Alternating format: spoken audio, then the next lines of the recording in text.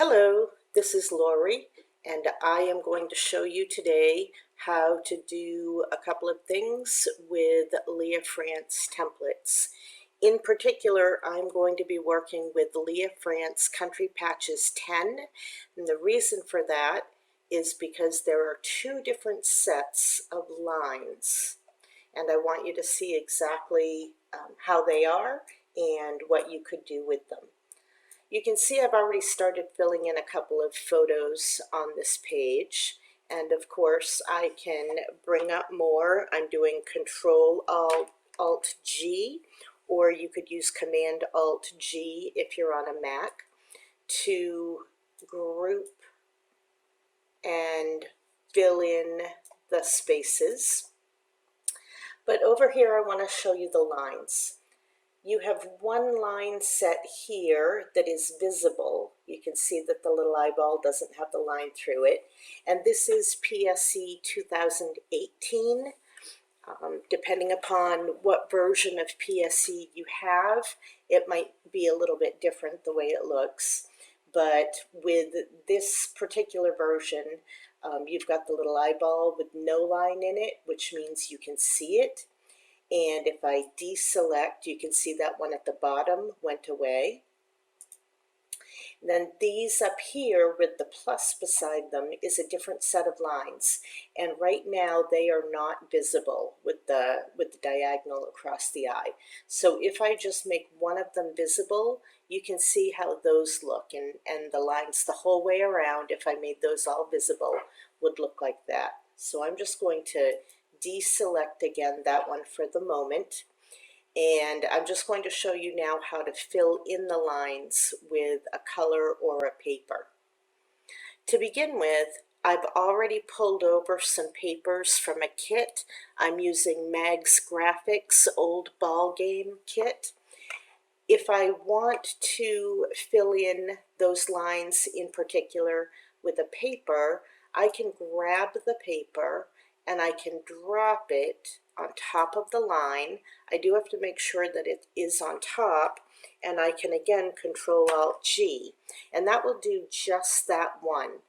Now I'm going to Control Z or Command Z if you're on a Mac, and hit the delete key and get rid of that paper for a moment. When I'm working with these templates, a lot of times I like to merge things together, pieces together that I know I'm going to be filling with all the same papers, because it makes it very quick to fill things in. So I have line 1 highlighted. I'm going up to line 4. I'm holding the Shift key on my keyboard and I'm clicking that so they all select. Right mouse, merge layers. And you can see that it takes on the name of the last one there, but it is all the lines. I'll turn it off. You can see all those lines disappear.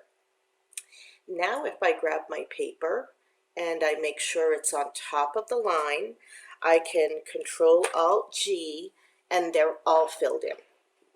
Now say I don't want those lines, I want the other lines. I could fix my visibility.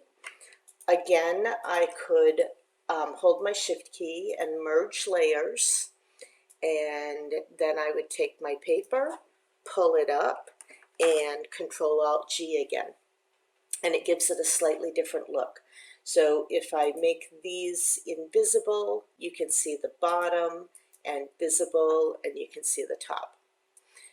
One other thing that I want to show you real quick while I'm here is how, sorry about that, is how you can use elements to decorate a Leah France template very easily.